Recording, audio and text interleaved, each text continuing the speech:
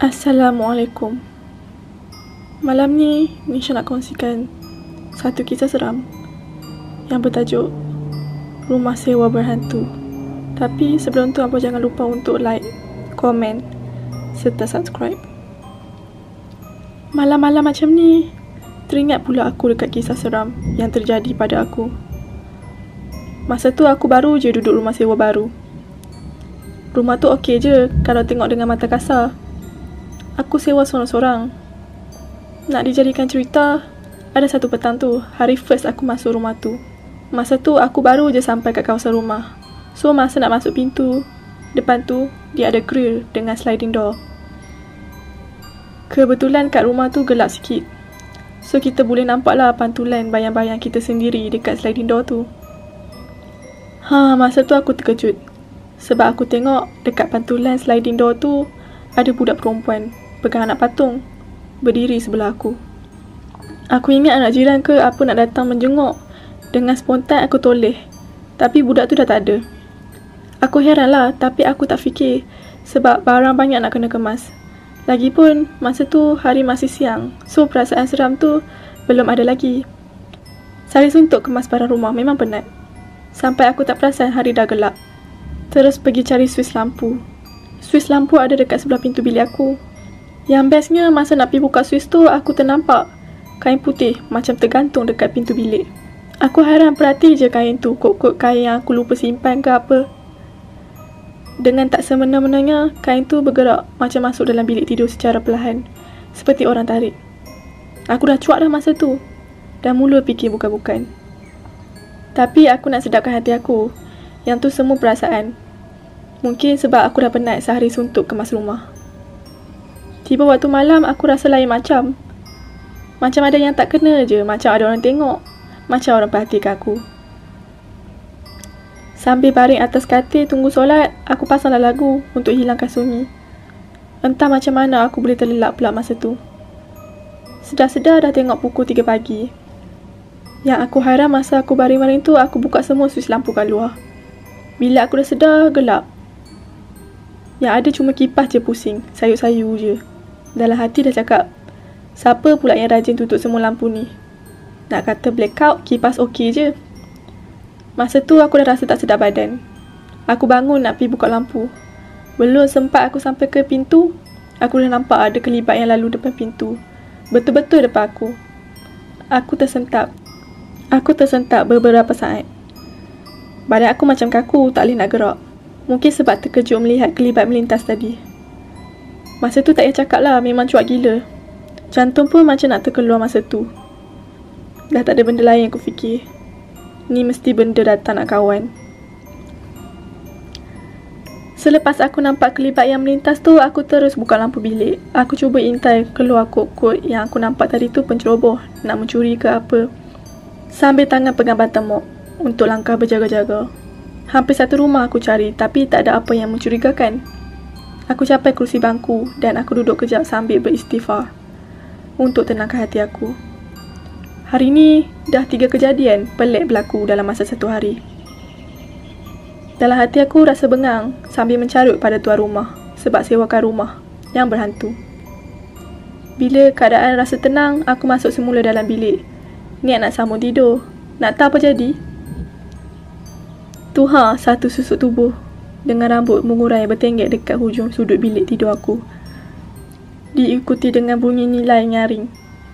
Gila aku tak terkejut time tu. Nak pengsan pun ada weh. Dengan tindak balas spontan, aku masa tu masih pegang batang mop. Aku baling tepat arah benda tu duduk. Entah kena ke tak, aku tak sempat tengok. Sebab masa tu memang dah cuak gila. Nasib baik tak terberak je. Laju aku pecut lari keluar dari rumah. Nasib baik tak runtuh grill dibuatnya. Sebab kalut sangat lari.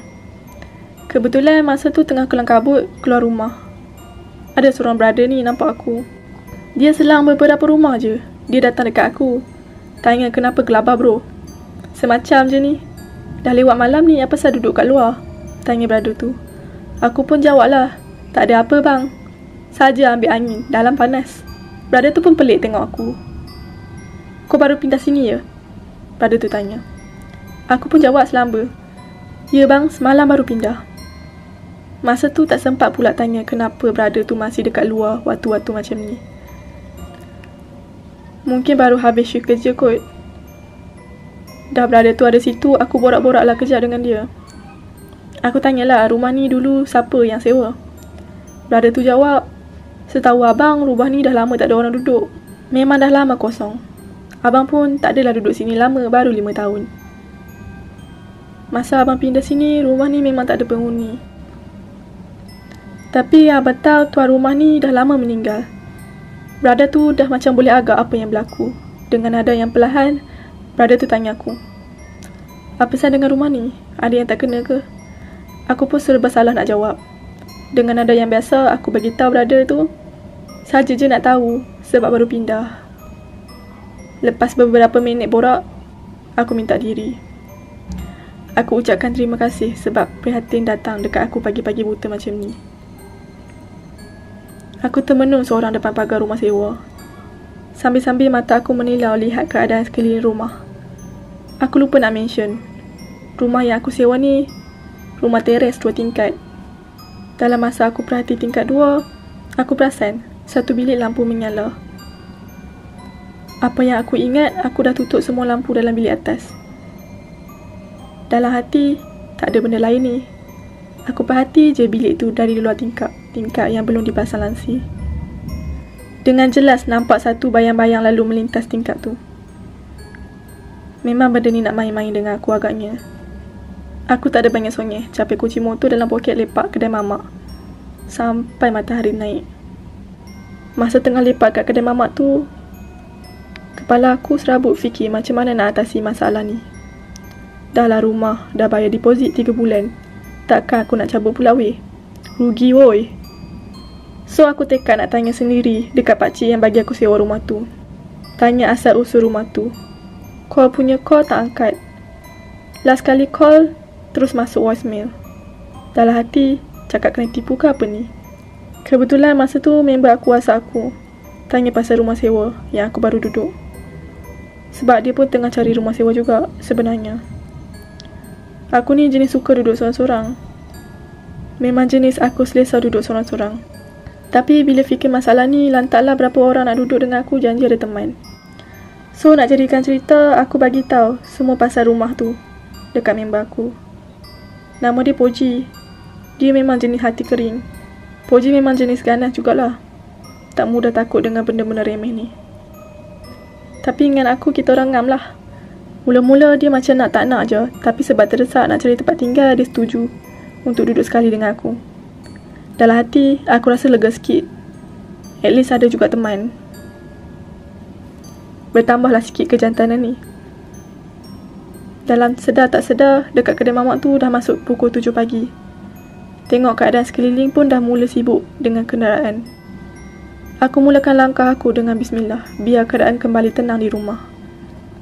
Bila sampai je kat rumah, rasa macam malas je kaki ni nak jejak masuk dalam rumah. Tapi sebab hari dah cerah, aku beranikan diri masuk. Alhamdulillah, pagi tu tak ada apa-apa gangguan. Masa aku dalam rumah tu, aku ada baca beberapa ayat suci untuk elak diganggu. Tak cukup dengan tu, sempat lagi aku download beberapa ayat suci dalam phone. Dan kemudian aku mainkan melalui loudspeaker. Lebih kurang 15 minit aku pasang. Ada bunyi kuat dari atas macam ada orang hentak amari. Terkejut juga masa tu. Sebab ayat-ayat suci tengah on. Aku beranikan diri peace sound. Hoi, boleh senyap tak? Kuat juga suara aku sound tu. Pas pada tu dah tak ada apa-apa bunyi. Aku tengok jam dah masuk waktu asar. Baru teringat si Poji ni nak datang lepas asar. Lepas solat je aku siap-siap jemput dia dekat kedai mamak. Malas nak tunggu lama-lama dalam rumah. So aku decide untuk keluar ambil angin. Jam dah masuk pukul 5. Tapi si Poji ni belum sampai. Aku pula jenis tak suka tunggu lama-lama. Dalam 5 minit, Poji pun muncul dengan motor ES5 dia. Penuh dengan beg-beg baju. Aku sempat panggil dia lepak minum dulu sebelum bertolak ke rumah. Si Poji ni memang jenis berani. Nampak muka macam gangster. Tapi orangnya jiwa karat. Aku respect gila. Sebab dia jenis tahan lasak.